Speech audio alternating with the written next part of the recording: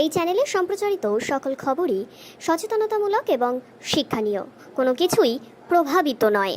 দিল্লির উদ্দেশ্যে রওনা দিতে গিয়ে বিমানবন্দরে সুকান্ত মজুমদার সাংবাদিকদের মুখোমুখি হলেন।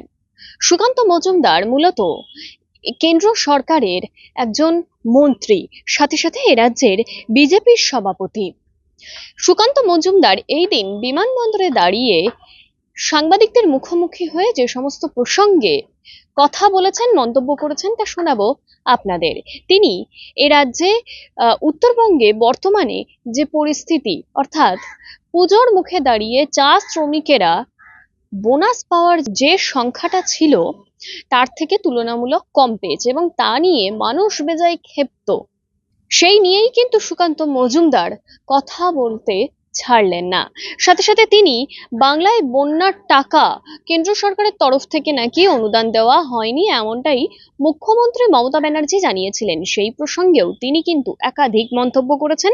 সাথে সাথে নিত্য প্রয়োজনীয় জিনিসের দ্রব্যমূল্য বৃদ্ধি, এছাড়াও আরজিকর কাণ্ডে বিচার চেয়ে যাদবপুরে আজাদী স্লোগানের যে প্রসঙ্গ, সব বিষয়ে তিনি মন্তব্য করেছেন।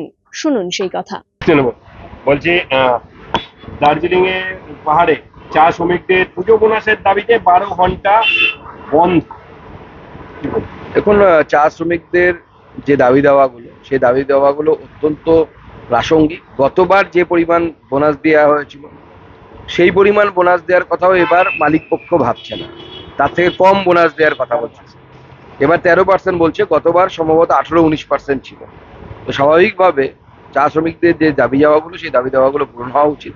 কিন্তু আমাদের সরকার মালিক পক্ষের হয়ে দালালি করছে এবং সমস্ত মালিক, চা বাগানগুলো এখন যারা চালান, তারা সেই মালিকরা থাকেন হচ্ছে মুখ্যমন্ত্রীর পাড়ায়, সব ভবানীপুরের বাসিন্দা।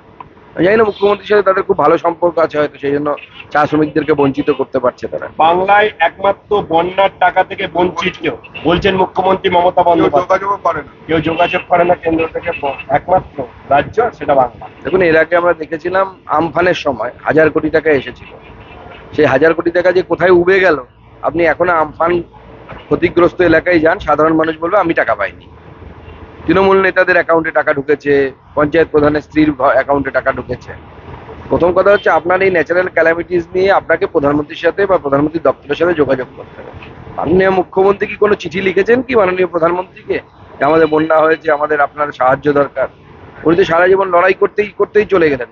প্রধানমন্ত্রীর সাথে লড়াই, এর সাথে লড়াই, যখন পাচ্ছে যাকে পাচ্ছে তাকে গুতোচ্ছেন।